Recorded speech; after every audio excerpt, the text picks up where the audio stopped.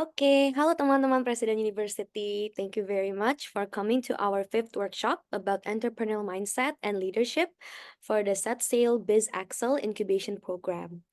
So before we start the first session of this workshop, I would like to introduce myself first. My name is Inessa, and I'm from Indogen Capital, the implementing partner of this program. We are a VC firm based in Jakarta, and we are passionate in nurturing future entrepreneurs and building a thriving startup ecosystem. Before we start, we would like to give the floor to Pak Felix Gunadi, the head of Space Axel, to give a short remarks. Pak Felix? Okay, thank you, Ines. Welcome students. Yeah. Berapa orang sini? Hello, Patan. Anjing. Okay, welcome. And then, we are thrilled to have you here to embark the journey of inspiration, innovation, and invaluable insight in the world of entrepreneurship. Now, we already joined together with President University and also from of all of you from Economic Survival and also Cecil Biz Axel, Fab Lab, Correctio, and also and mostly the Indogen. Yeah. Now, in this session, we're gonna have two speakers. So please listen to them. Because you're gonna have a lot of insight in that one. And also this event is tailor-made with to you. So maybe in the first semester, maybe now you are in the second semester, maybe you forget about how to do the entrepreneurial mindset. Now it's time for you to embrace again and to remind again what is a entrepreneurial mindset. Okay, so I think um that's it from me. Okay, I can back to you again, Ines. Thank you. Thank you, Pa Felix. So before we would like to start our session, would like to inform you guys of the house rules that we have. So first of all, please keep yourself muted unless speaking or engaging in conversation to reduce background noises. And secondly, please make sure that your camera is turned on every time. And third, please change your display name to your full name so the speakers will be able to identify you. Um, Next, do not be shy to ask questions during the Q&A session. Definitely, you'll gain lots of insights from these speakers today. Next, during the call, please let the host or moderator know if you're experiencing connectivity issues or poor call quality from us via the chat icon. Next, anybody sharing inappropriate content will be removed from the workshop, so please don't. And last but not least, please sit back and enjoy the workshop today. Okay, so before we start again, would like to introduce the speakers and would like to introduce the workshop overall. The workshop will consist of two sessions, separated by a 15-minute Maghrib break at 6 p.m. The first speaker will be led by Pak Bakhtiar, the CEO and co-founder of Volantis Technology, and the second session will be with Vanessa Hendriadi, the CEO and co-founder of GoWork. And before we continue with Pak Bakhtiar, giving the floor to him, I would like to introduce our speaker a bit first before I give him the whole floor. So today's speaker is the CEO of Volantis Technology, Bakhtiar Rifai, and he has been in this industry for over 15 years, starting his journey in big startups such as Lazada and also Pagi-Pagi. And for more details of his journey, I'm Pak Bakhtiar. I'm giving the floor to you. Okay, thank you. Thank you, Inessa. Selamat sore semua. Assalamualaikum warahmatullahi wabarakatuh. Salam sejahtera buat kita semua. Semoga teman-teman di sini dalam keadaan baik ya semua ya. Terima kasih Indogen dan Presiden University, Mbak Helen, Mbak Inessa, dan Pak Felix telah mengizinkan saya di sini sebagai speaker. Mungkin saya izin share screen dulu.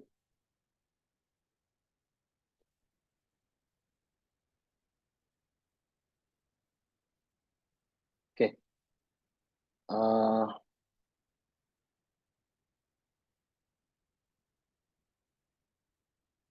Oke, good.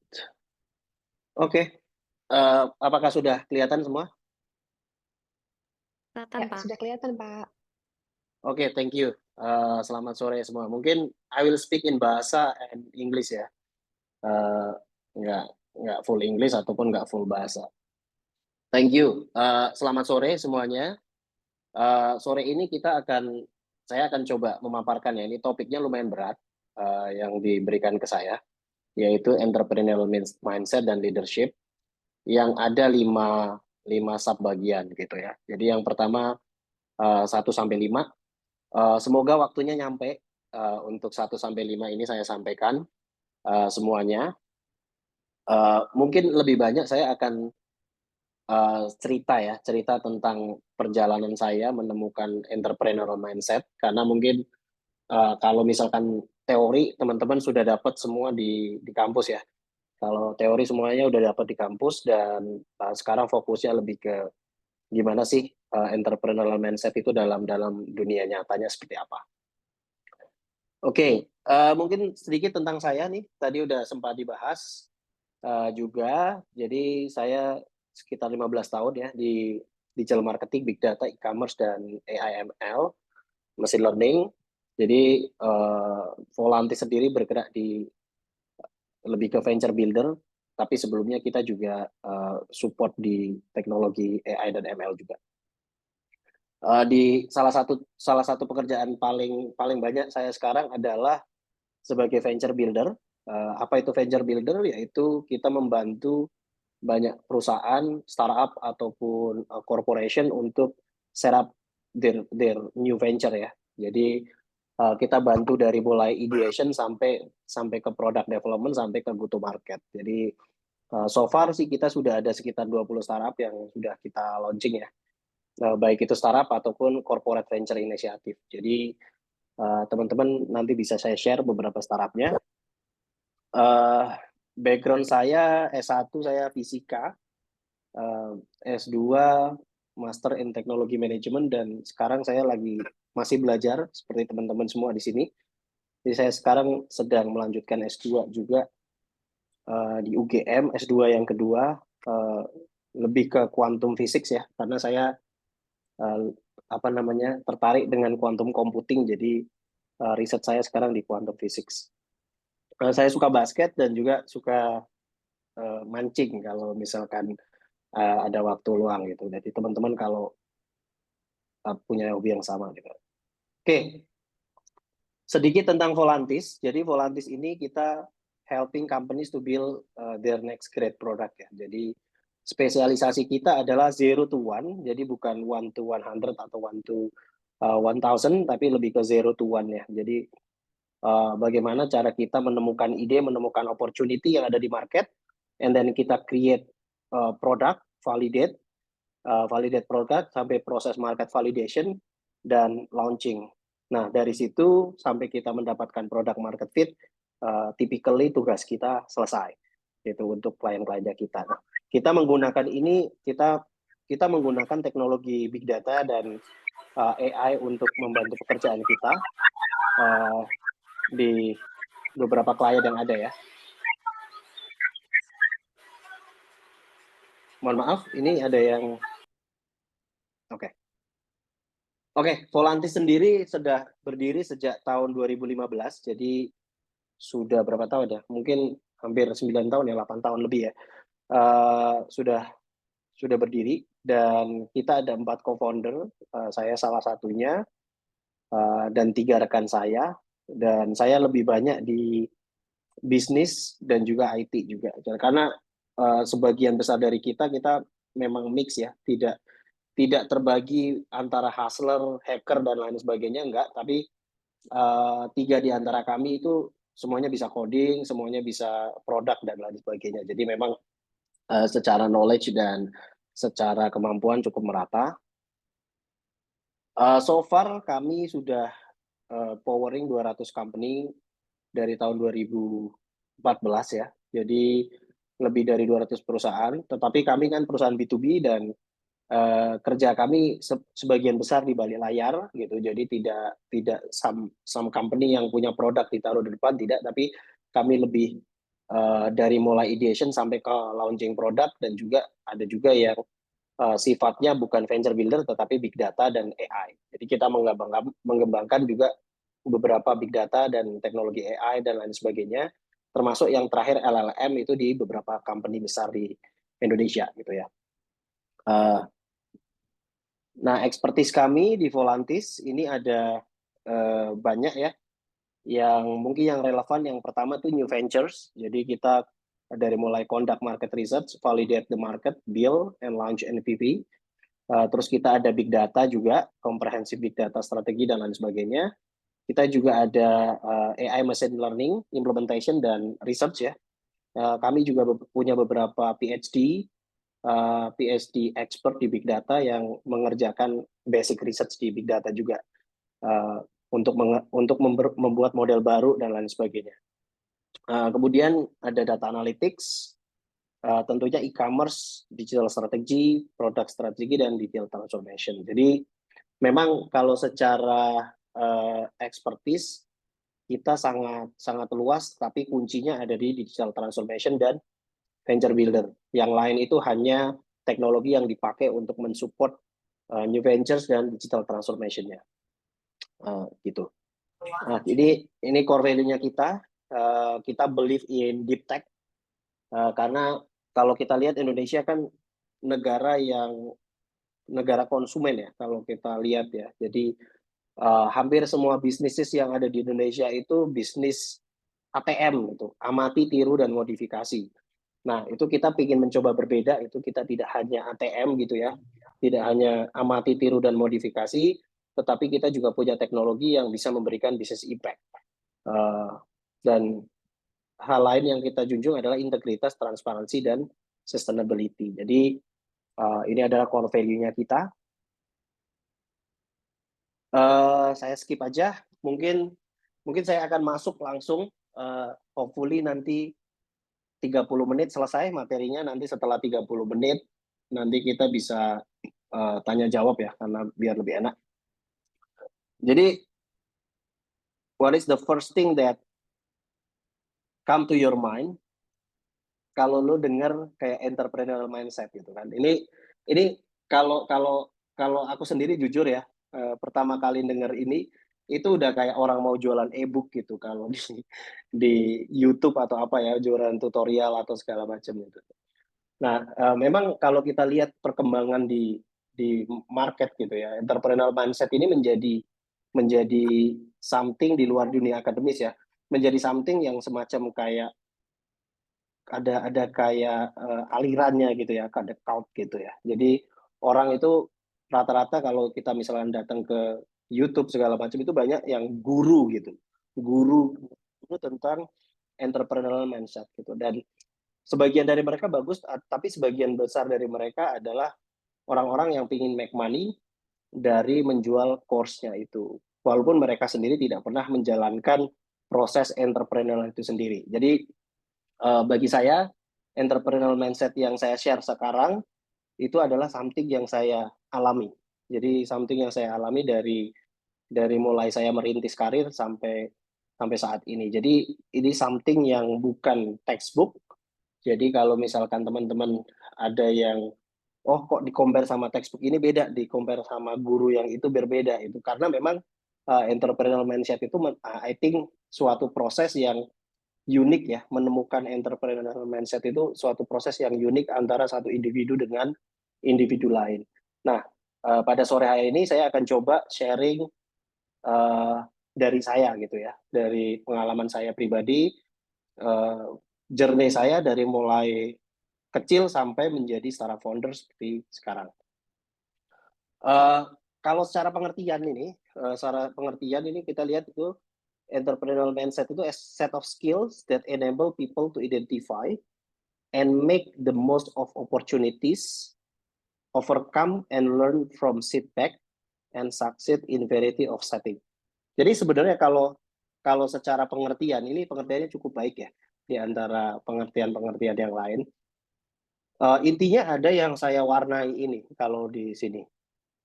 Jadi ini yang resonate dengan apa yang saya ini ya alami juga. Jadi intinya adalah kemampuan mengidentifikasi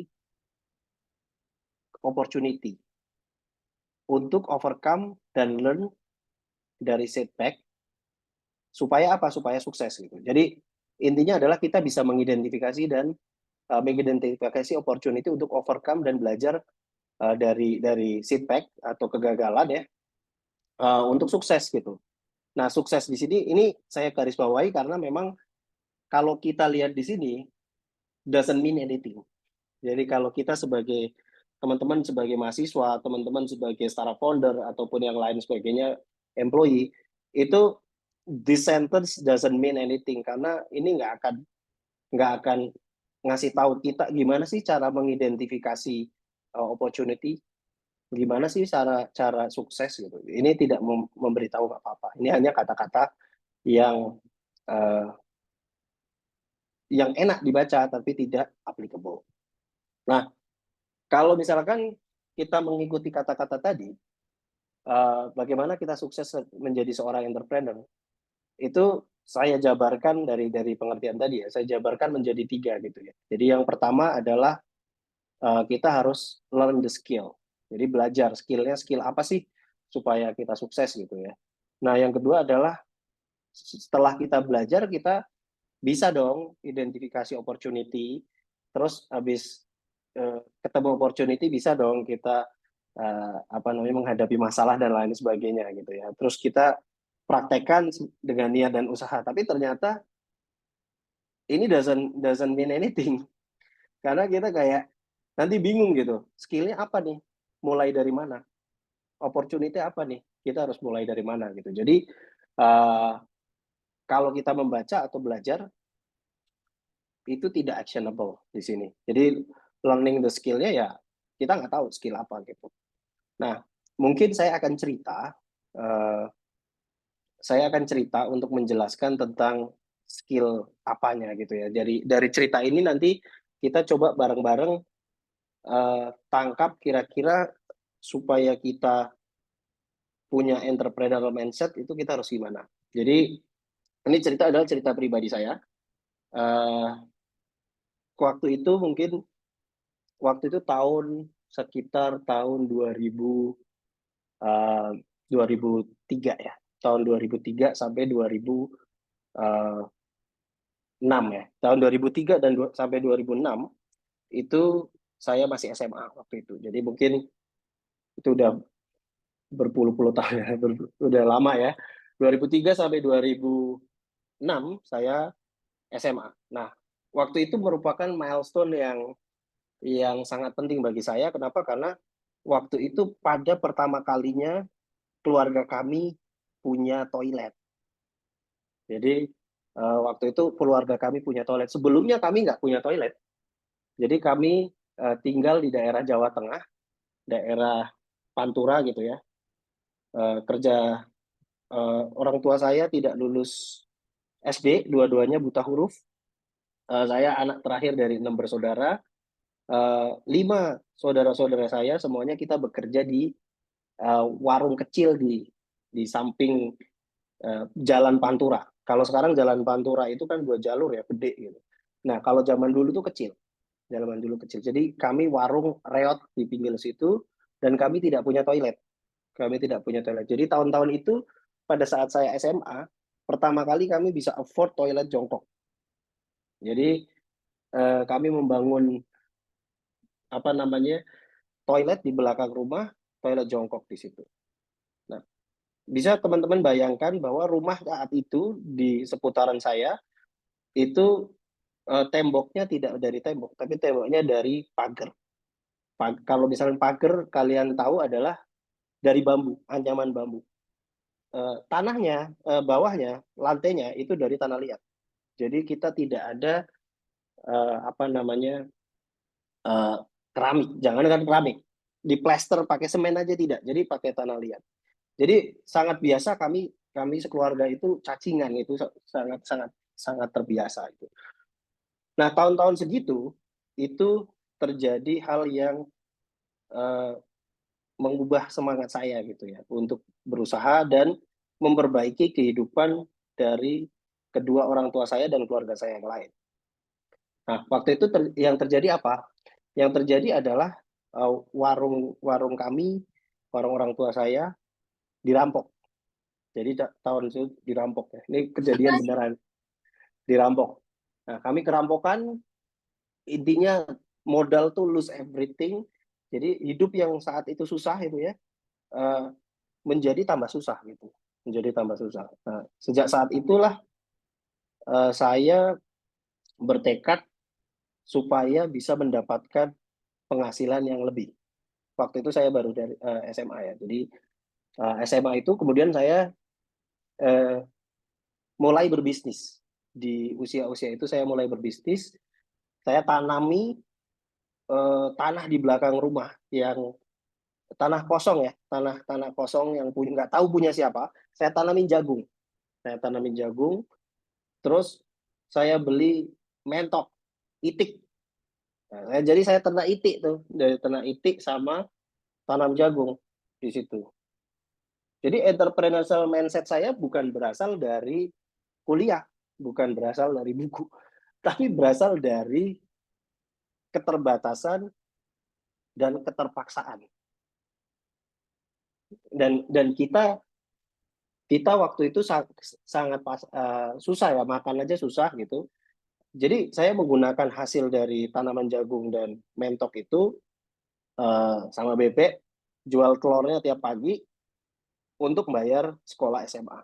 Jadi jarak dari rumah saya ke SMA itu sekitar 27 kilo dan itu naik angkot 2 kali.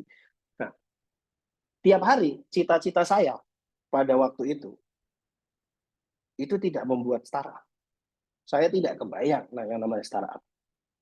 Keluarga saya tidak pernah kebayang punya mobil, punya rumah yang atapnya ya, punya rumah yang punya lantai keramik, itu kami tidak terbayang sama sekali. Yang saya bayangkan adalah saya bisa lulus sekolah, kemudian saya kuliah. Setelah saya lulus kuliah, itu saya punya gaji 10 juta sebulan. Itulah cita-cita saya. Itu cita-cita saya dulu. Jadi cita-cita itu tidak harus setinggi langit. Jadi 10 juta adalah something yang game changer waktu itu. Jadi bukan something yang very small. Karena waktu itu penghasilan keluarga itu tidak tentu. Jadi agak susah. Singkat cerita, SMA saya lulus, terus saya jual usaha segala macam di belakang, saya jual ke paman saya berangkat ke Yogyakarta waktu itu. Tidak ada orang, tidak ada kenal satupun orang di Yogyakarta. Modal saya adalah modal nekat gitu ya.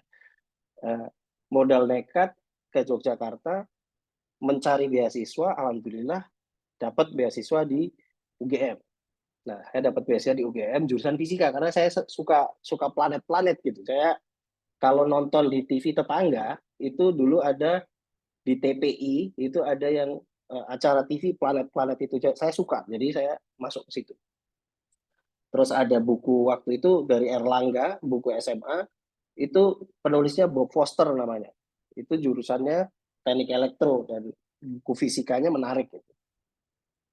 Nah, dari situ terjadi lagi nih kecintaan saya terhadap fisika, terhadap sains. Saya kebetulan ketemu profesor yang sangat sangat kebapaan. Jadi saya masuk ke grup riset di fisika kuantum di situ. Tapi perjalanan itu tidak mudah. Jadi perjalanan itu tidak mudah. Pada saat ke Jogja ini, saya tidak punya modal. Bahkan saya waktu itu SPMA atau biaya masuk UGM itu 5 juta, saya ngangsur 4 tahun. Ngangsur 4 tahun. Duitnya dari mana? Saya waktu itu kalau malam jaga warnet. Jadi kalau malam saya jaga warnet, kalau siang saya nggak kuliah. Saya izin sama dosennya. Saya kerja di mana?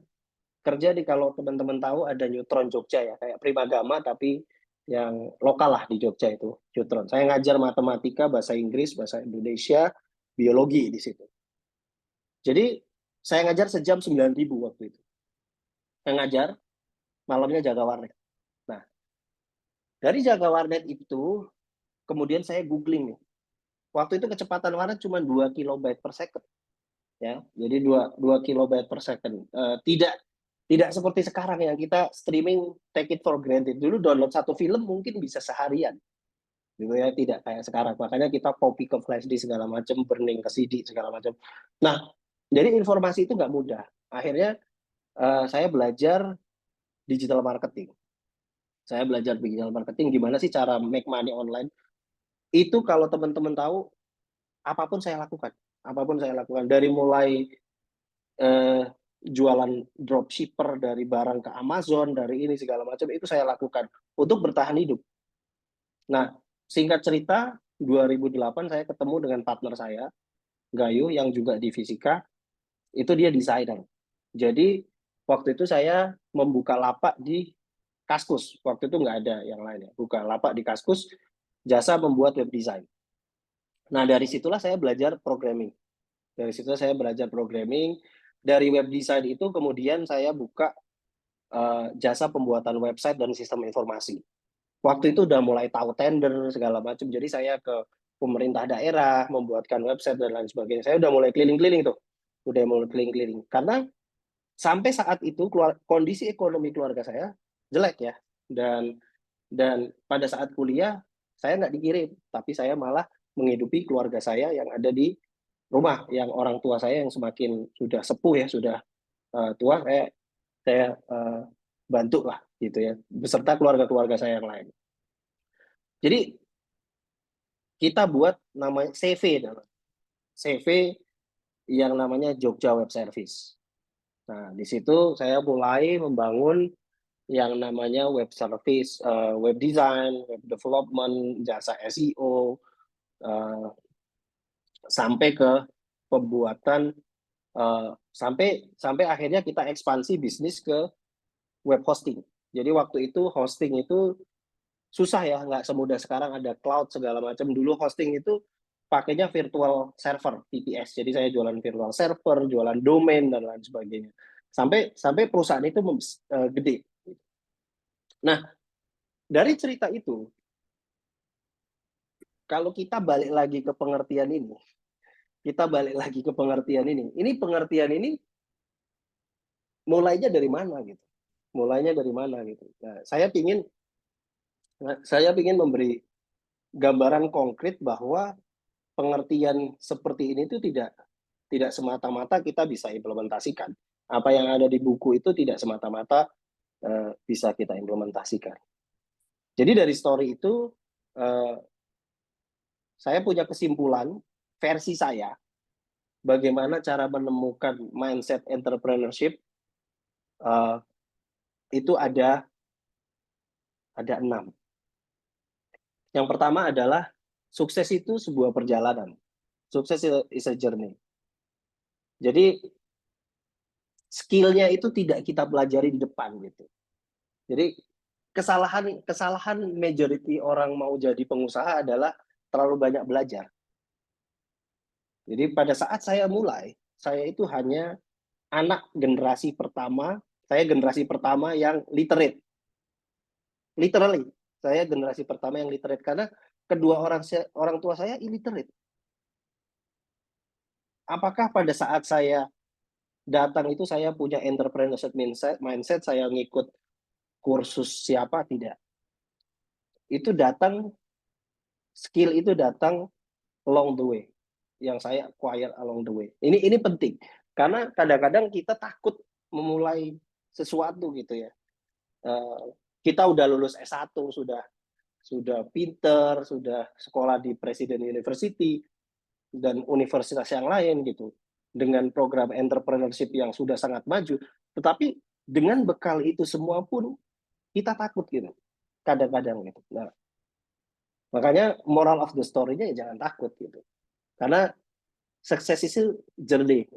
Ini yang perlu garis bawahi. Nah, nomor 2 itu adalah opportunity itu nggak datang sendiri. Opportunity won't simply appear. Jadi kita mesti cari gitu loh. Kita mesti cari. Gitu. Hal yang pertama saya cari adalah opportunity yang saya bisa gitu. Fisik, kerjaan fisik. Saya waktu itu lumayan jago di matematika, kimia, dan lain sebagainya. Ya saya cari. Dibayar 9.000 untuk ngajar anak-anak SMA waktu itu. Saya cari. Dari situ saya jaga warnet. Saya cari. Cara cari duit online itu seperti apa sih? Jualan di Kaskus. Saya lakukan. Jadi opportunity itu saya cari terus. Dan along the way, dari 1000 kegagalan yang saya lakukan, adalah 1-2 yang menghasilkan uang. 1-2 juta, 3 juta, 4 juta, sampai puluhan juta per bulan waktu itu, waktu mahasiswa. 1-2 juta sampai puluhan juta. Nah, itu opportunity itu tidak datang ketika kita diem duduk di depan meja atau baca buku. Tapi ketika kita melakukan sesuatunya dan kita langsung memvalidasi ya. Kalau bahasa kerennya kan sekarang namanya market validation ya. Nah, itu memang benar, kita mesti ngevalidasi dulu. Jadi kita jangan wait too long. Karena the devil is always in the details. Ya, jadi the devil is always in the details. Kita nggak bisa, kita mungkin tahu lah secara garis besar kita mau ngapain. Tapi kalau kita tidak melakukan, we won't move anywhere gitu dari situ. Oke? Nah, ini adalah layer pertama. Layer pertama moral of the story-nya. Layer keduanya adalah segala sesuatunya itu kembali ke apa yang kita suka gitu ya. Something yang you enjoy doing gitu. Jadi kalau misalkan dulu saya suka ngajar dan dulu saya suka depan komputer lama betah, jadi tidak ada masalah saya kerja di depan komputer lama. Nah, ini penting juga. Kalau kita tidak bisa mengidentifikasi apa yang kita suka, itu kita pasti akan nyerah di tengah jalan. Nah, sometimes kita harus coba semua dulu. Sometimes kita harus open minded, kita coba semua dulu, kita coba ngajar, kita coba macam-macam. Baru nanti kita ketemu, oh ini yang lebih klik ke gue nih daripada yang lain nih. Karena yang lain-lain ini ya nggak menarik gitu bagi gue gitu ya. Nah, ini penting karena entrepreneur journey itu bukan sesuatu yang singkat, bukan sesuatu kita bikin pitch deck, kita dapat seed funding, series A, series B, exit, IPO, and then kita retired di Bahama sana atau retired di mana gitu. Kita mungkin lihatnya sesimpel itu ke startup yang udah exit, yang udah dapat funding unicorn dan lain sebagainya. Tetapi sebenarnya deep down di dalamnya itu susah. Pasti ada obstacle yang membuat kita itu di titik darah penghabisan. Pasti ada titik itu, pasti ada. Jarang sekali startup yang nggak punya titik itu. Ataupun usaha yang lain ya, tidak hanya startup. Makanya finding something yang kita enjoy is very important untuk bisa move on. Gitu. Kalau misalnya kita pragmatis gitu ya, bikin startup untuk exit. Oh, saya bikin ide ini untuk exit, tapi along the way kita nggak prepare dengan segala akibatnya, then forget it. Lo bakalan nyerah di tengah jalan. Forget it. Oke?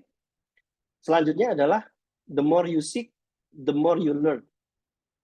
And the more opportunity you discover. Nah, ini kalau teman-teman tahu, game strategi zaman dulu, itu kalau kita jalan, map-nya yang hitam, jadi kelihatan gitu. Jadi kalau kita diam di tempat, itu kita nggak open area baru. Nah, hidup juga sama. Mindset kita juga sama. Jadi kita mesti jalan aja dulu. Nah, along the way nanti kita akan membuka opportunity baru dan juga akan kita learning something new juga di situ. Jadi the more you seek, the more you learn, and the more opportunity you discover. Nih. Selanjutnya adalah the key is to connect the dot ya. Jadi ini 1, 2, 3, 4. 1, 2 ini adalah foundation. 3, 4 ini adalah middle-nya. Nah, yang nomor 5 ini adalah kunci untuk scale. Penting dong, ini kita misalkan udah discover bisnis yang 1 bulan menghasilkan 10 juta. Dari 10 juta itu semuanya manual. Gimana 10 juta jadi 100 juta? Gimana 100 juta jadi 1M? Gimana 1M jadi 10M?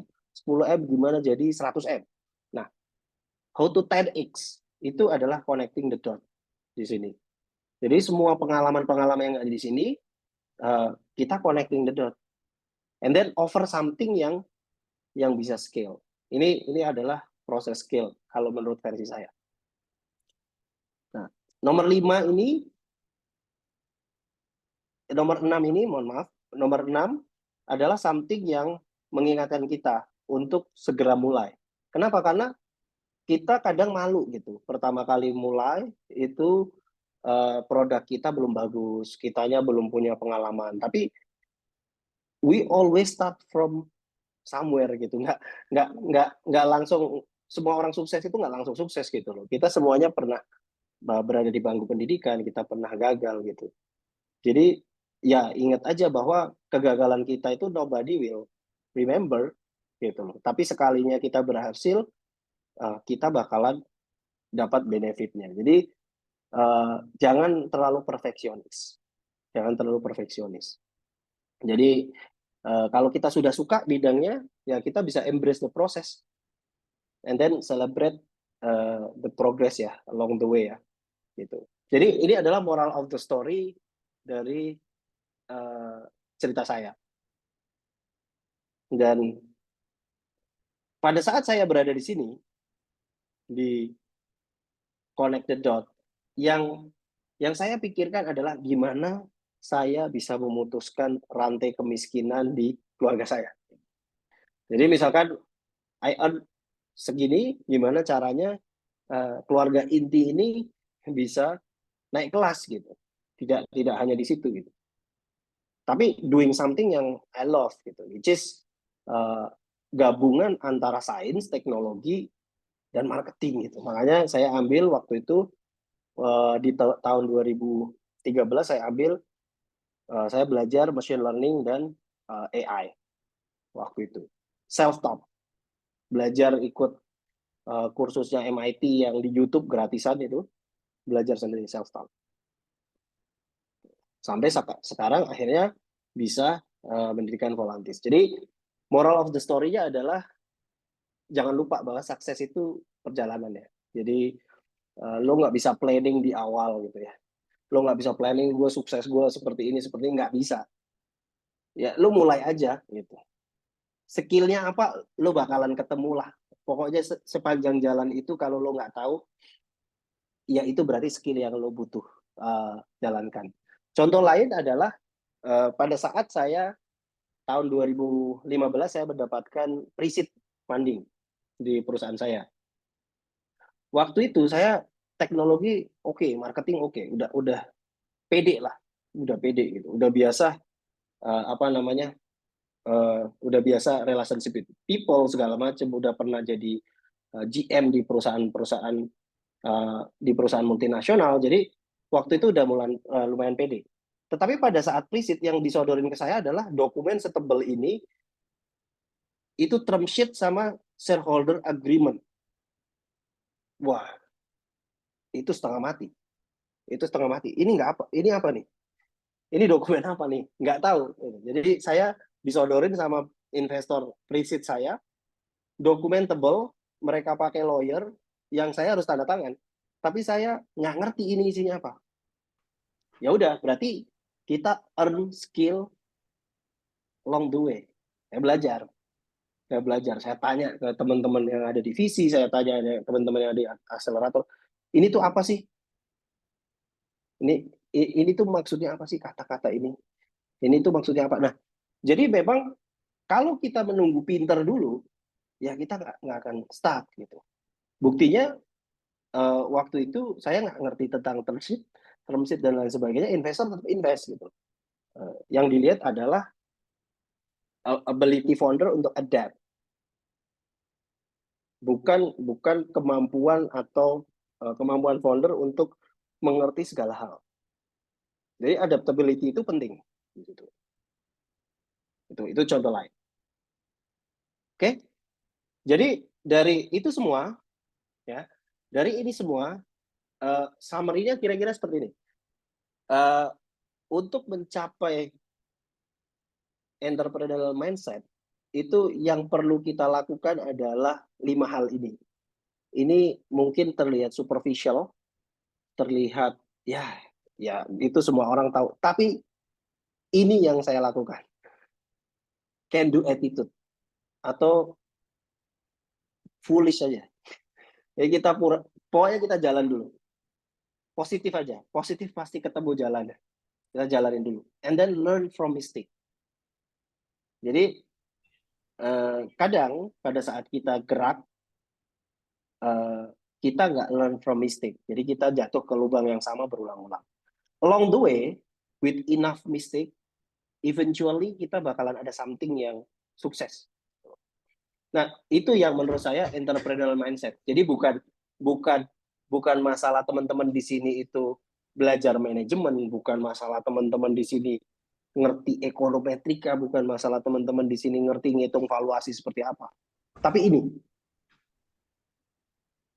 kalau kita expert banget ngerti valuasi segala macam, kita nggak melakukan ini, we end up becoming analyst dan never start our own company. Kita stop jadi employee. That's it gitu.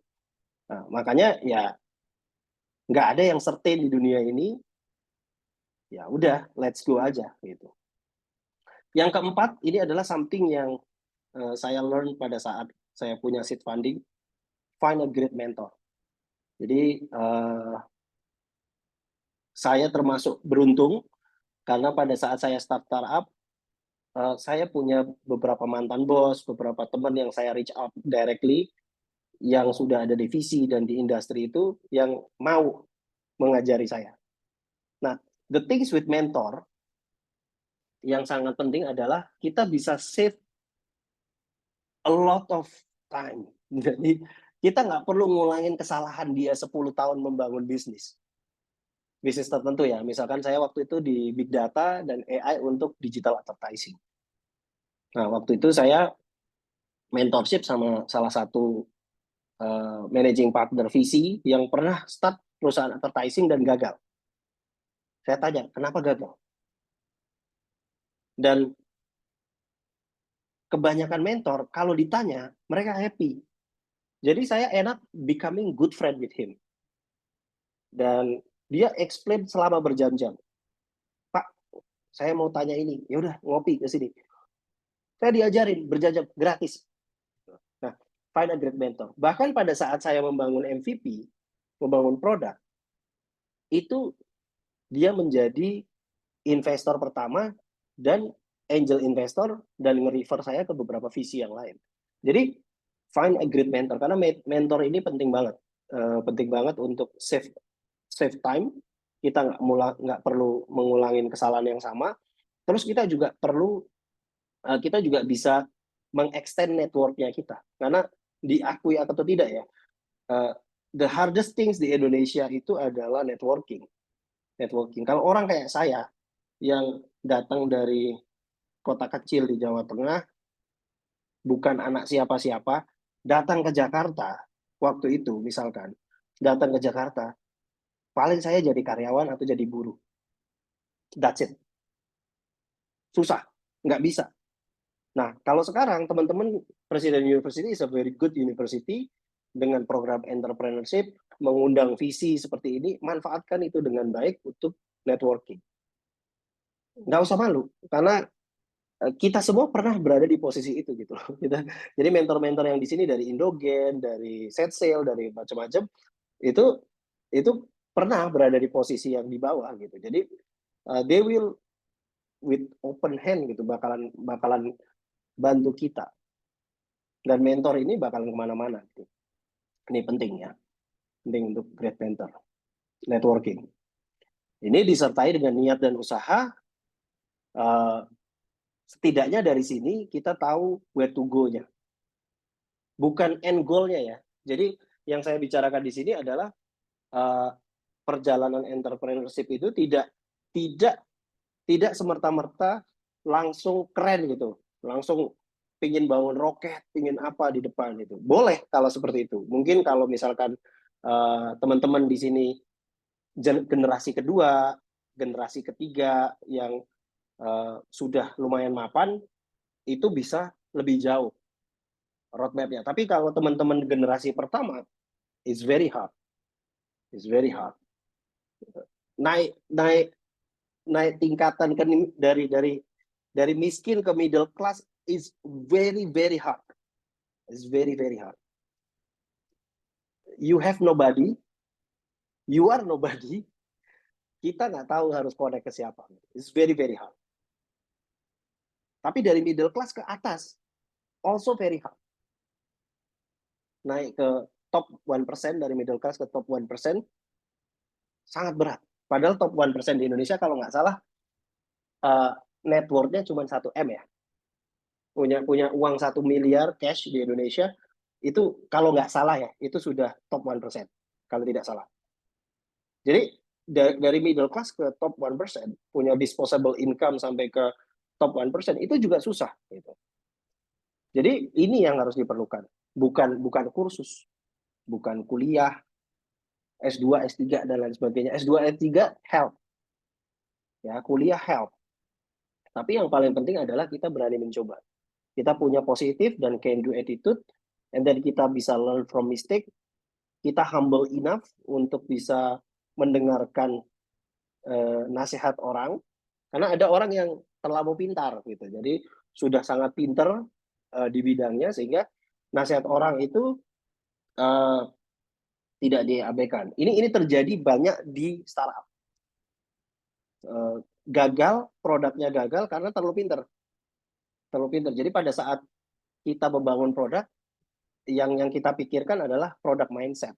Kita bangun produk, tetapi tidak memikirkan tentang marketnya seperti apa, tentang usersnya seperti apa. Sehingga pada saat kita bikin produknya canggih, tapi nobody use your product. Nobody use your product. Market validation-nya nggak ketemu, product market fit-nya nggak ketemu.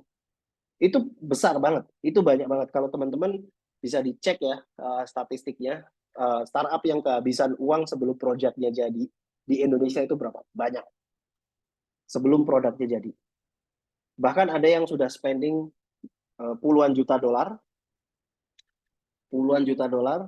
nggak ketemu produk market fit-nya. Saya nggak perlu sebut nama, banyak. Ada yang udah raise sampai 20, 30, 50 juta dolar, pakai IoT lah, apa segala macam, masuk ke warung nggak butuh. Tutup. Atau Oke. dijual. Thank you Mas Baktiar. Mas Baktiar, mungkin Ya. ini karena sudah mau maghrib ya. Jadi Oh, udah ya? Iya. Tapi nggak apa-apa, it's okay. Mungkin everyone, we will cut the Q&A short. Karena thank you very much Mas Baktiar for the inspiring session and your experience, sharing your experience. Ya. Mungkin final word from Mas Baktiar kalau boleh.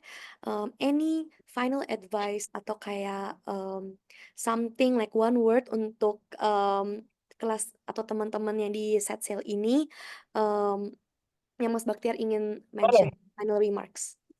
Oke, mungkin I go through the slide very fast ya, karena masih di tengah. Oke. Ini, jadi yang selanjutnya adalah how to find opportunity. Jadi how to find opportunity di sini kita mesti start from first principle. Maksudnya apa? Maksudnya adalah kita mesti breakdown problemnya itu menjadi smaller chunk, baru kita bisa identifikasi value chain-nya. Ini saya cepat aja ya. Mungkin bisa disambung lain waktu. Identifikasi marketnya, strategize, dan test solution. Gitu. Jadi nanti teman-teman bisa googling start from first principle. Ini penting banget. Baru nanti kita bahas yang kedua, reliant and overcoming challenges. Ini satu katanya di sini adalah kita mikir aja, what is the worst thing that can happen? Misalnya kita mau ngambil decision besar, what is the worst thing that can happen? Can I live with it? Kalau bisa live with it, and then do it. Udah, itu aja. Jadi di sini intinya ini ya. Jadi akibat terberat kalau gagal tuh apa? Kita bisa cope dengan itu nggak? Kalau bisa, do it. Oke? Measure goals, ini ada sama ya. Jadi kita perlu objective measurement sama break it down to smaller chunk. Udah sih, paling itu aja. Yang terakhir ini conflict management. mungkin terakhir saya bisa ngasih keyword ke teman-teman di sini, cari tentang game teori yang learn from the Cold War. Itu bagaimana cara kita menangkan negosiasi dan menangani konflik dengan game teori ini sangat applicable. Keywordnya adalah being nice. Being nice ya, dan ngasih forgiveness itu adalah hal yang paling utama. Oke, karena udah terakhir mungkin last word dari saya adalah don't afraid to try. Thank you. Nice, thank you so much, Ya. Mas Baktiar, for the insightful session. Unfortunately, we would need to end it here. Ini dikarenakan kita udah mau maghrib break ya, karena teman-teman pasti ada yang perlu break untuk maghrib. Everyone would like to give you guys a heads up bahwa, bentar, ya aku share screen. Bentar ya. Okay. We will be back for the next session at 6:15 p.m. Please stay tuned karena nanti juga akan ada link absensi setelah break. Lalu juga nanti kita akan move on to the next session by Vanessa, which is the CEO and co-founder of GoWork. So thank you everyone for your time. Thank you juga, please give round of applause to Pak Baktiar for giving his time and sharing his experiences for the Thank you, students. thank you. Kalau sampai perlu apa-apa bisa kontak langsung ya Pak ya, kali di LinkedIn gitu kali ya. Ya, boleh, boleh. Ya, Nanti slide-nya saya share ke Mbak Nesa aja ya. boleh. Ya, of course. Nanti bisa kita share ke teman-teman juga. Jadi feel free to contact Pak Baktiar. He's very friendly. So thank you very much and everyone, please come back at 6:15 p.m. ya for the next session. Thank you everyone.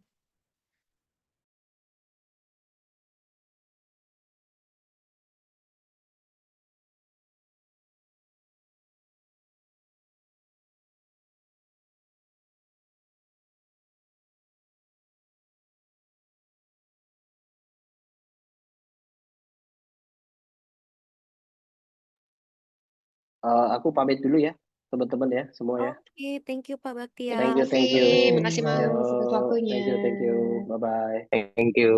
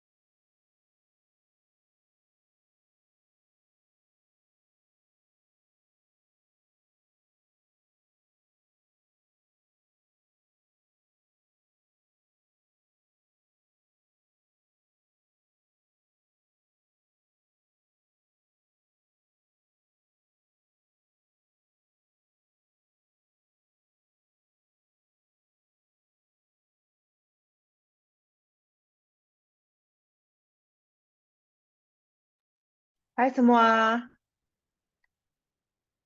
Hi, Vanessa. Hi Nessa. How are you? Good to see you on the screen, not in person yet. Let's meet soon.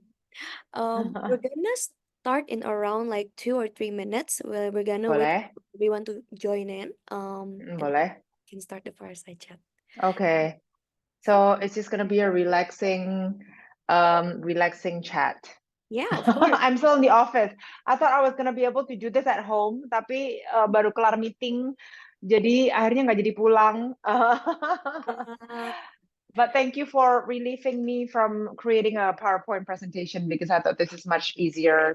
Apa tuh namanya? Considering the talk is a lot more personal, jadi lebih enakan begini. yeah, and sharing your Yes. experiences with the students juga gonna give them so much insights yang will help them in their career juga gitu. Hope so. Ini mereka yang join mau lulus semua, lulus S1 gitu ya? Yes, so they're in their S1, they're in their program, bachelor's program. Tapi memang ada juga yang first years ya. Tadi aku juga Oh, okay. heard from that, heard about that, and also some of them juga in the accelerator program juga. So a little bit is that about the students. They have variety of majors here. Ada engineering, ada yang business, and many more. Okay. Tapi memang most of them is students who aspire to become potential founders too. That's why they join to hear your insights and experience. Okay, that's great. Thank you. Yeah, okay. Nanti perlu introducing Go Work atau itu udah. Jadi I won't waste so much of the time kalau udah.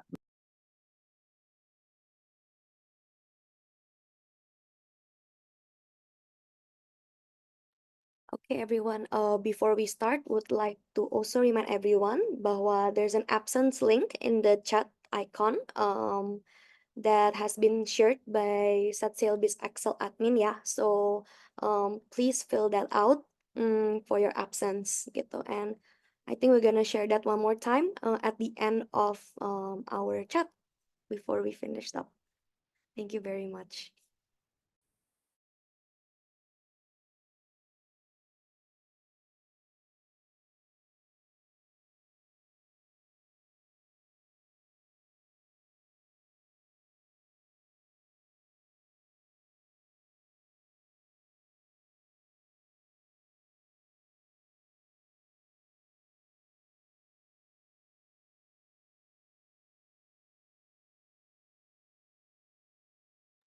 Okay, because I know that you have precious time. Let us start, Vanessa, with the fireside chat, okay? Okay, Sounds good. okay, halo teman-teman, set sail. So right now we're gonna start the second session of the workshop about entrepreneurial mindset and leadership with GoWorks founder Vanessa Andriadi. So hi Vanessa, I guess a little bit Halo. introduction about Vanessa is the CEO and co-founder of GoWork, which is widely recognized as Indonesia's premier provider for flexible workspace solutions. And she has earned a bachelor's degree in chemical engineering and an MBA from a renowned university in the United States. Vanessa is currently also a dedicated startup mentor, an angel investor, and also a devoted mother to 2 boys. Wow, a lot ya. A lot of responsibilities. Banyak So, gado-gado. yeah, but inspiring though. So let us start the chat, Vanessa. I guess first of all, could we start a little bit about your journey as a founder, about GoWork juga, and the reason why you decide to embark on this entrepreneurial journey? Thank you, Inessa. Thank you juga teman-teman dari Set Sail for the opportunity for me to share here. I am always excited to meet aspiring entrepreneurs because I wish I had this experience before, that I would be able to learn from other entrepreneurs other than my parents gitu, karena itu penting banget gitu untuk teman-teman yang masih sekarang masih di university, masih banyak kesempatan untuk belajar gitu ya. Jadi ini thank you banget udah bisa dikasih kesempatan untuk ini gitu. So kalau ngomongin mengenai journey as a founder ya, jadi tadi kan waktu dikenalin udah disebut bahwa I'm still here. My background is chemical engineering. Jadi memang nggak ada hubungannya gitu sama yang aku kerjain sekarang. For some of you who have never heard of GoWork atau never been to GoWork, right now GoWork is the leading premium co-working and office space di Indonesia. I started the company 2016 when my second child, I only have 2 child, so my youngest child was 9 months old.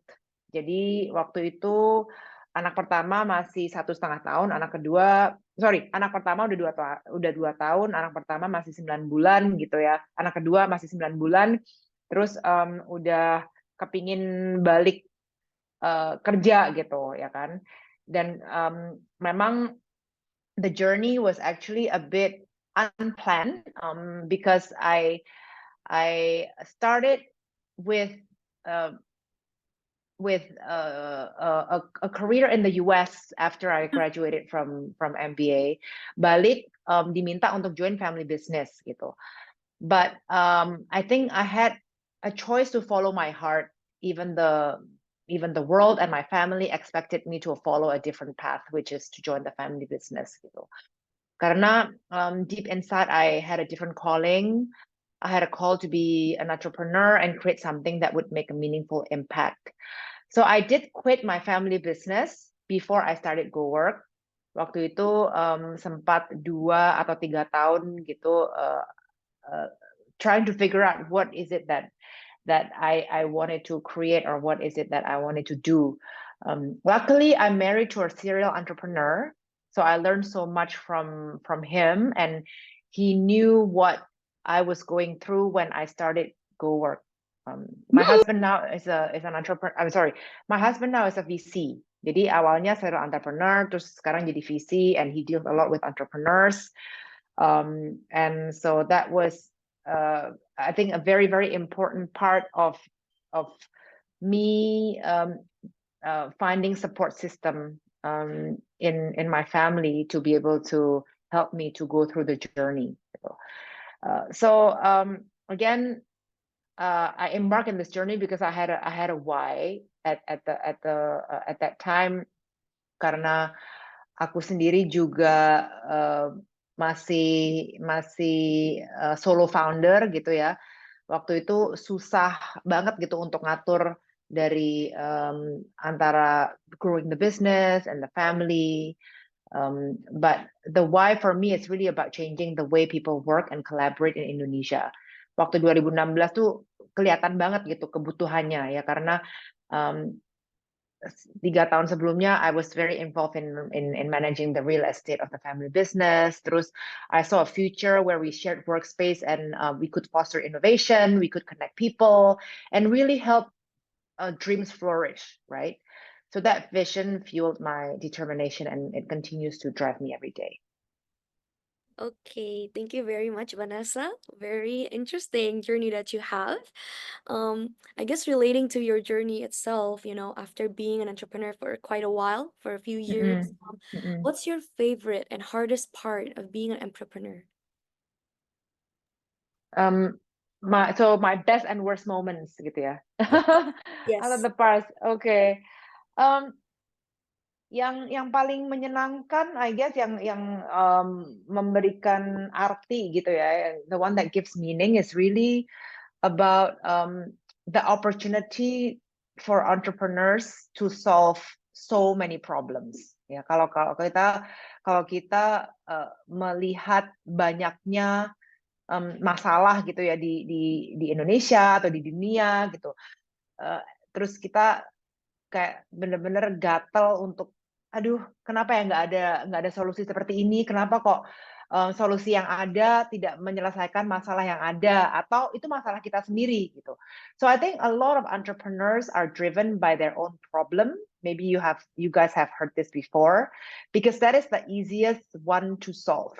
Karena kita tahu problem kita apa yang sangat-sangat mengganggu kita, And why not solving our problem by creating something that is also useful for other people that have the same problem, ya kan? Jadi itu, I think my favorite part of being entrepreneur is that gitu. Kita bisa fleksibel dan kita bisa memakai kesempatan untuk menyelesaikan masalah. So it's like being in the driver's seat, right? But I have to say, this is the bad news, ya teman-teman. I feel that entrepreneurs are also glorified too much kadang-kadang gitu ya. Kayaknya semua orang tuh harus jadi entrepreneur supaya kelihatannya keren gitu. Semua orang harus punya kartu nama yang tulisannya founder gitu. Semuanya harus kita dididik untuk menjadi C-level gitu. Atau founder atau seorang entrepreneur. And to me, because I have done both ya. Jadi sebelum aku mulai bisnis Go Work ini, which is my first business that I started from scratch, I was also an employee gitu, ya kan? And I have to say that not everyone is meant to be an entrepreneur, right? We don't have to feel pressured to be an entrepreneur if we don't have that calling. Karena the journey of entrepreneurship is extremely tough. Ya, kalau kita benar-benar maksudnya nggak siap untuk itu to me it's really, I mean, the title of, you know, I started a company, I'm a founder, I'm a CEO, it's really not that big of a deal if that's not your calling. Karena there's so many successful professionals and you can work for a very, very successful companies, successful founders that you can learn from, dan itu adalah pekerjaan yang mulia juga gitu. So why do I say that? Is because it's not always sunshine and rainbows. Yeah, you have to be ready to become almost married to our profession. Gitu. Jadi seorang entrepreneur itu kelihatannya fleksibel. Oh, bisa ngambil cuti kapan aja gitu ya, atau bisa kerja mulai jam 12 sampai jam 9 malam gitu. Nggak harus cek clock, check in, check out gitu. But it doesn't mean that you work less than your friends who are being a professionals gitu. You have to work like 2 or 3 times as much, right? Itu benar-benar demands dedication, kalian bertanggung jawab atas kesejahteraan orang lain gitu ya. Kita punya keluarga aja, kita tanggung jawab sama keluarga kita sendiri gitu ya.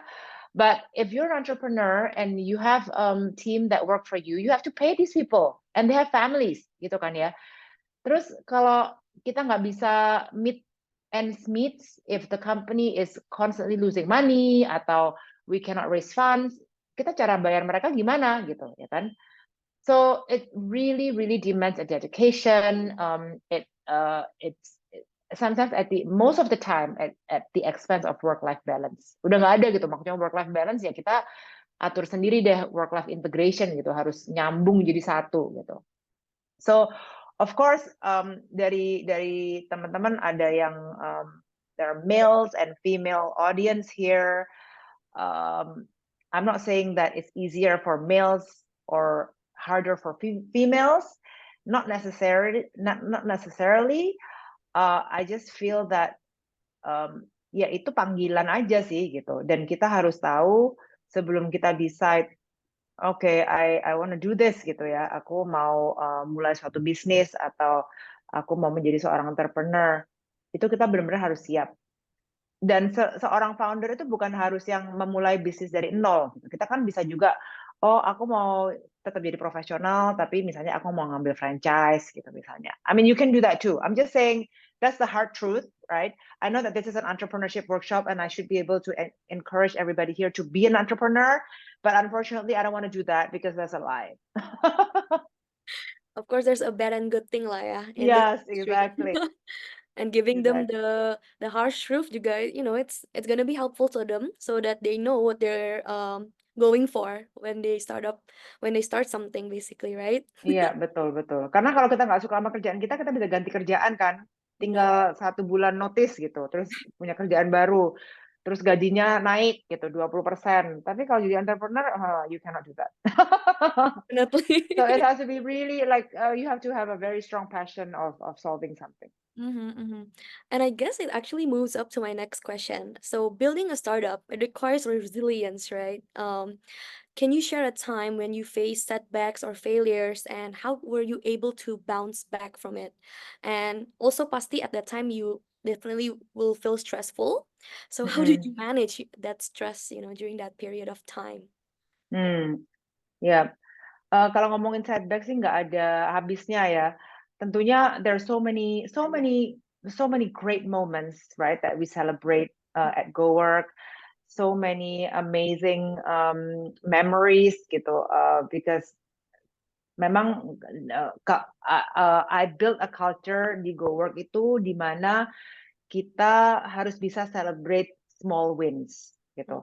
Karena sebagai manusia kita kalau bisa melihat effort kita itu hasilnya apa gitu, nggak usah nunggu sampai lama-lama gitu, kayak tiap hari we have to have little small wins that we celebrate together, and we have tons of that, right? But of course we have setbacks juga gitu.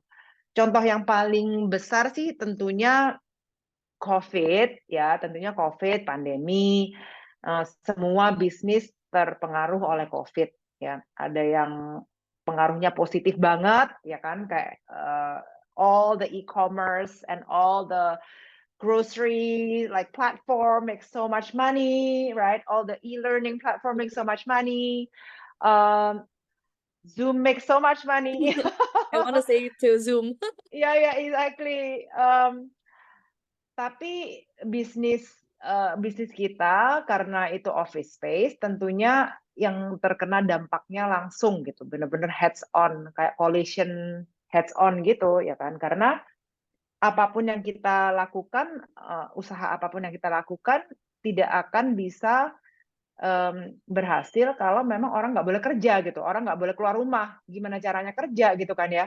Gimana caranya we can sell office space if people are not allowed to go to work, ya kan? So itu setback yang paling besar karena tentunya itu di luar kontrol kita. I also don't know how long it's going to last, right? Semuanya mikir COVID 3 bulan gitu, abis Lebaran udah kelar gitu kan ya. And it was almost 3 years, ya kan? Dampaknya itu masih seperti itu. Jadi it was also a setback that taught me the biggest lesson, gitu. Karena pada saat itu we all had to work remotely, we all had to see each other. Yang awalnya, oh my God, tiap hari ketemu, bisa pelukan, bisa salaman, bisa itu. We were cuman ketemu orang di screen aja. I had to hire people yang onboardingnya lewat Gmeet atau Zoom gitu ya. I never see this person until kita bisa masuk kerja gitu ya. But I think the key is really, to me, my experience is communication gitu. As cliche as that is, right? Communication solves everything. Really, well, in this case, yes, gitu. Karena waktu itu kan kayak industri-industri yang terkena dampaknya langsung, misalnya kayak mall, ya kan, retail, mall, hotel, travel, airlines, itu beritanya tiap hari kita lihat gitu, berita layoff, berita tutup, berita restoran gitu, misalnya restoran tutup, itu di mana-mana kita kelihatan lah, ya kan? Kalau kita masih bisa keluar rumah. But waktu COVID itu I did not lay anyone off. Nggak ada satupun yang kita lay off gitu. Karena I felt like we had to bear it together, right? Kita memang harus pay cut gitu. Jadi semuanya kena, right? I think the C-level did not take any pay for like months. Jadi kita atur supaya yang associate pay cut-nya paling kecil, terus persentasenya naik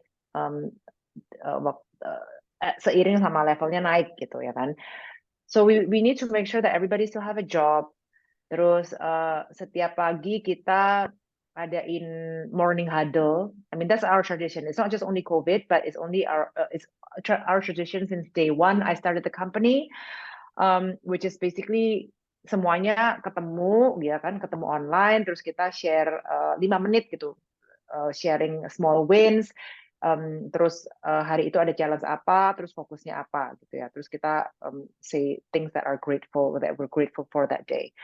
So using that platform every week, I had a session di mana mereka bisa nanya apa aja gitu to me, right? Ask me anything session gitu.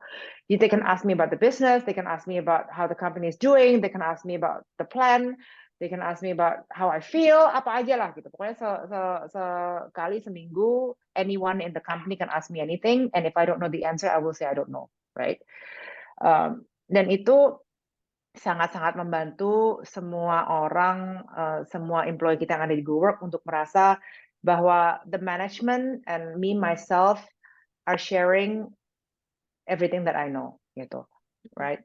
Kalau memang ada that and how the company is doing, karena waktu itu kan sangat-sangat penting ya hal itu gitu. So I think having a support system, and of course my support system is my family, as I mentioned, my husband is my two kids, and then my siblings, my parents, and also my GoWork team gitu. It's like my second family. Gimana caranya supaya kita tidak mengecewakan mereka ya. Pada saat itu we have to review job desk-nya masing-masing employee supaya mereka tuh dibayar, tapi mereka dibayar dan masih melakukan sesuatu yang kita bisa lakukan meskipun kita nggak bisa jualan space, which is actually a lot gitu. There's a lot of ideas coming from the team because they feel like they are hurt, right? Mereka kalau ada concern apa-apa, the management will answer that, and that creates a culture that is a safe culture and trusting culture. Gitu. Agree. I guess that's how you were able to maintain a very positive work culture ya, during the time of COVID and in GoWork even until now. Through Zoom. Tapi sekarang udah ketemu kan, udah Iya, sering sekarang udah ketemu, of course ya. Sekarang udah masuk semua, ya. udah penuh. Ya, waktu pertama kali ketemu udah sampai kayak pada nangis semua gitu kan. Oh my God, happy banget gitu kayak Akhirnya. ya akhirnya bisa I can touch you. Bisa ketemu in person gitu ya. Iya, exactly. Would like to know, like, definitely right now, karena COVID udah mulai lessen juga ya, and definitely Udah nggak ada lah sekarang. Iya. Masih ada yang kena tapi udah kayak batuk pilek aja lah. Iya. Udah kayak normal flu kali ya. Yes, exactly. Just like a Definitely I normal saw flu. that GoWork tuh udah rapidly expanding ya, even though outside of Jakarta, kayak I heard Bali, and then you're planning new offices around Jakarta juga. Is there any other positive work culture that you also put in to with this expansion in mind juga, karena definitely mungkin the team juga expand gitu ya. Iya. Ya jadi salah satu challenge, my challenge as well sih, itu karena kita office-nya banyak gitu ya. Jadi sometimes I don't remember everybody's name, which is bad. Like, don't tell anyone who works at GoWork this. Karena kalau nggak tiap hari ketemu, kadang-kadang kan banyak lokasi-lokasi yang misalnya ada associate yang baru atau ada manajer yang baru di situ, tapi masih belum ketemu. And so we create we want to create like an internal Facebook gitu. Jadi supaya semuanya nggak not just me but like everyone else at GoWork, I want everybody to know each other kan. Jadi rapid expansion itu tentunya mempengaruhi itu. Yang dulunya dekat, yang dulunya semuanya tahu nama, tahu cerita, tahu background, tahu tinggalnya di mana, daerah mana. Sekarang kan udah enggak gitu. Tapi gimana caranya supaya dengan bertambahnya karyawan, bertambahnya lokasi, itu tetap kedekatan itu tetap ada gitu ya.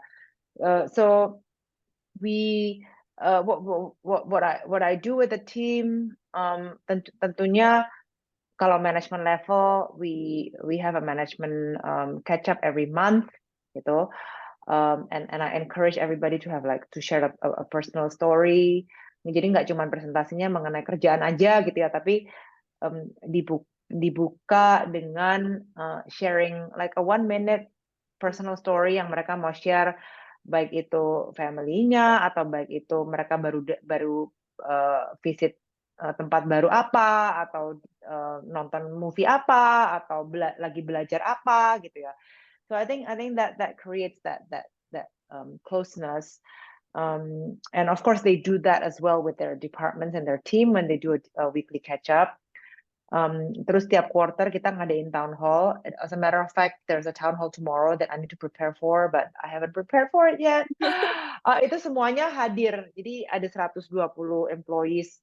Tentunya yang luar kota agak susah hadir, jadi mereka bisa join online, atau mereka join online, bukan bisa, tapi they will join online gitu. Terus kita bisa ngadain game, ada konten-konten yang kebersamaan lah gitu ya. But I think to unify everyone is very important. That as an entrepreneur, as a founder, as a leader, we have to create a why gitu. Kenapa kok kita melakukan ini gitu? Why? The why is very important for us as a leader and an entrepreneur for us to share it ke semua orang gitu. Karena itu yang bisa mempersatukan kita gitu. Sebagai tim, sebesar apapun. Oke. Ya, gitu. Okay, I mute already. Okay, sorry. Apa tadi ada yang Ada nggak feedback. Yeah. Gitu. That's very great. Having the purpose kali ya, kayak basically why you do this. Yes. And aligning that with the team and the company, it's a very important thing and a strong thing, yeah. I guess final That's question. right. I know it's 6:38 and we are almost out of time before we move to the Q&A, everyone. I One will final try to question is, do it quick. what advice would you give to individuals aspiring to become entrepreneurs and develop an entrepreneurial mindset? Okay. One advice from me, I think, is to really embrace your passion and embrace uncertainty. Jadi passion kita tuh apa, dan kita harus juga berani embrace ketidakpastian gitu, uncertainty ya. Karena sebagai entrepreneur itu kita tidak bisa yakin atas apa yang yang kita rencanakan itu bisa sesuai dengan rencana, if you know what I mean, right? We can control what we can control, but there are so many things that are outside of our control, right? So as an entrepreneur, of course, kita harus bisa sangat bisa adaptasi dengan situasi apapun ya. Kita harus bisa membaca situasi itu dan bisa secara proaktif mengatasi situasi itu, karena that's part of uncertainty, right? We cannot have a fixed mindset. Harus growth mindset, karena akan banyak tantangan, akan banyak halangan and uncertainty, and we have to embrace that as part of our journey. Agree. So having a growth mindset and embracing the uncertaintiness of being an entrepreneur. Yeah, that's right. And it's really so hard. Yes, that's right. Entrepreneur. Karena nggak bisa gitu kita kayak terima gaji tiap bulan, kan certain kan itu. Benar. As an entrepreneur, you cannot do that. Definitely. Even Until, paychecks, it's uncertain. Yes, exactly. Yang certain, you have to pay your team. You have to be certain of that. Yeah. Even sacrificing yourself. Yes, that's right. Okay. Thank you very much for the time. That's it for the questions and the fireside chat, everyone, with Vanessa. Now I'm opening the floor to probably just one question ya, karena 6:45 Vanessa needs to leave. Yeah, sorry. Maybe 1 or 2 questions. I can take 2 maybe, yeah. Okay, thank I'll you just be so quick. much. Yes, Yeah. no problem. Thank you, Vanessa. Nggak ada. Teman-teman, please don't be shy. If you have any questions to ask to Vanessa, about her journey, more about leadership, and having the right mindset as an entrepreneur, this is your time. The floor, I will give it all to you. If there's any Q&A or questions, feel free to either put it on chat or please raise your hand. Apa ada questions from anyone?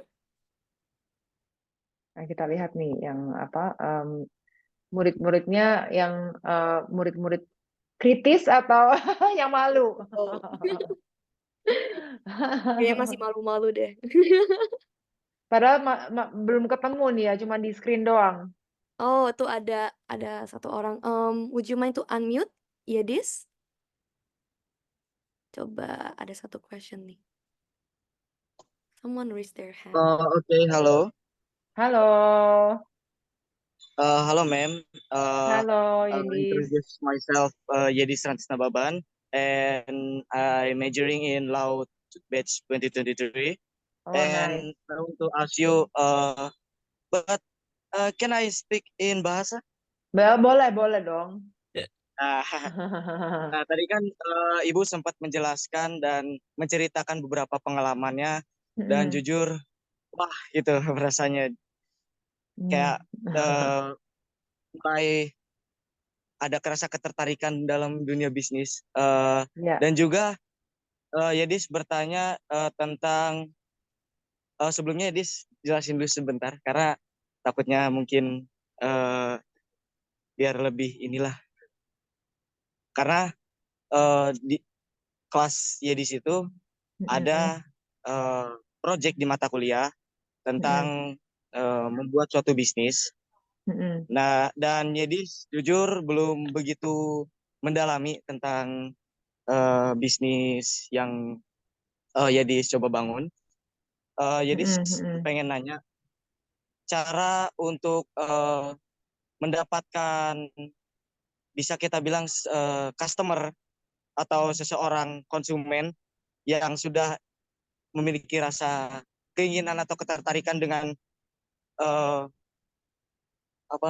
nervous. Jangan nervous, Jangan tenang. nervous. Kita nggak gigit kok. Kita nggak gigit, ketertarikan dalam untuk apa ya? Untuk membeli produk kita gitu. Jadi langkah apa yang bagus untuk memulai pemasaran bisnis baru? Nah, itu. Mungkin itu aja, Mem. Terima kasih. Capturing customers kali ya, yang udah mungkin loyal to one brand gitu. Iya. Oh, oke. Jadi mereka udah biasanya pakai satu brand, tapi kamu mau meyakinkan gimana caranya supaya mereka ganti pakai produk kamu gitu kan ya, Dis, ya kira-kira ya? Ya, kurang lebih seperti itu, Bu. Oke. Kamu harus bisa berbeda. Itu jawaban pendeknya. Ya kan? Kamu harus bisa berbeda dan juga kamu harus bisa mengetahui yang mereka butuhkan itu apa gitu. Itu penting sekali untuk kita bisa membuat sesuatu yang memang ada yang membutuhkan. Ya, sebelum kita memulai bisnis tuh kita harus tahu apakah memang marketnya tuh ada, pasarnya tuh ada, ya kan? Kalau memang ada produk yang mirip dan berhasil gitu, itu kita bisa melihat, oh oke, pasarnya ada nih, ya kan? Misalnya ngomong aja kita mau jualan orange juice gitu, ya kan? Kita harus pelajarin berapa orang sih di Indonesia yang tiap pagi minum orange juice, atau misalnya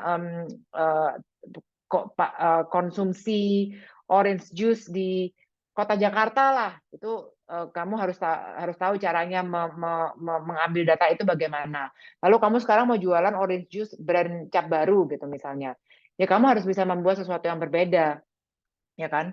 Apakah dengan rasa yang berbeda, atau dengan harga yang berbeda, atau dengan packaging yang berbeda, itu banyak sekali gitu yang bisa kamu explore. Tapi kamu yang paling penting kamu harus mengerti yang mereka butuhkan itu apa supaya kamu bisa memberikan itu. Agree. Oke. Baik, Mem. Sudah jelas dan paham. Terima kasih, Mem. Yes. Yeah, this for the question. I know we're running out of time. Vanessa, are you down for one more or? Ya, satu lagi boleh kalau ada. Oke, ada dari Brenda nih. Brenda, could you unmute yourself and ask the question? Okay, so hello, my name is Brenda and I'm Halo majoring. Brenda. international relation, Vanessa. So I have this question. Probably it's basic question that you probably usually hear this question, but I'm Okay. just curious, like, what's the most important skill for someone to have if they want to be an entrepreneur? And is there any tips or maybe a suggestion for a platform for us to learn more or like upgrading our skill on that? The things that you said that most important for us for being an entrepreneur. Thank you. Oke, kalau most important skill, satu skill ya, aduh satu skill susah ya. Banyak Karena ya. entrepreneur tuh harus banyak bisa macam-macam. But if I have to say, I think in my experience ya, I think people skill is very important gitu. Karena and sales, Hmm. being able to sell is very important as an entrepreneur. Karena tiap hari kita tugasnya jualan gitu. Kita harus menjual ide kita ke investor, kita harus menjual company kita untuk meyakinkan employees yang kita mau rekrut, ya kan? Kita harus meyakinkan vendor kita untuk bisa dapat TOP yang panjang, kita harus bisa negosiasi. I think selling skill is probably one of the most important skills gitu. Tentunya kita harus bisa jualan produk kita kan, kalau enggak kita revenue dapat dari mana gitu ya. So I know a lot of people nggak tahu sekarang begitu atau enggak, but I remember when I was interviewing back in the days, barangkali 10 tahun yang lalu gitu ya, kalau ada yang interview terus ngisi tugas apa yang paling tidak disukai, terus jawabannya sales, I normally don't look at this person anymore. Because everything we do is about selling. Remember that, ya. Kalian mau bekerja menjadi HR, you have to sell, right? Kalian interview, kalian pokoknya semuanya tuh negosiasi and selling wherever we go, right? So I think to answer your question, I think that's important. Terus yang lain-lain juga banyak yang lebih yang penting, tapi kalian bisa cari partner yang bisa melakukan itu, misalnya finance, kalian juga harus bisa tuh ya baca financial statement gitu, jangan sampai dibohongin sama accountant atau sama ya whoever it is yang bisa bohongin kalian gitu ya. So tapi kita sebagai pemilik atau sebagai entrepreneur tuh penting banget supaya bisa menjadi ambasador brand kita gitu. Kalau untuk selling skill banyak banget. Barangkali dari sales bisa mengadain sesi sendiri untuk itu. Mungkin also to add on to that, itu juga help with persuasion and negotiation skills juga ya, Yes, Vanessa ya. exactly. Sangat, ya betul. Okay, so I guess let us close this Q&A because definitely we need to end this session. Semuanya pasti Thank udah you so hafal. much. Ya sorry banget. Don't worry about it, Vanessa. Pertama-tama, everyone, let's clap our hands for Vanessa and thank her so much for her time despite town hall besok and lots of work that she has. She is willing to come here and share her experience and insights juga ke kita. So thank you so much, Vanessa, for coming. And Thank you. Yeah, any final remarks, Vanessa? I think I'm just very grateful again to share my experience. Aku tahu cuman bentar ya, tapi semoga kalian bisa mendapatkan sedikit banyak lah dari sharing ini yang bisa kalian implementasikan in your own personal life. Yeah, thank you so much, Vanessa. Everyone, we are ending our workshop right now. Would like to let you guys know that there'll be a next workshop soon in February, so please stay tuned in the Instagram. And let us end the session right now. Thank you, Okay. everyone. Thanks, Vanessa. Okay, thank you so much, Nessa. Bye. Bye semuanya.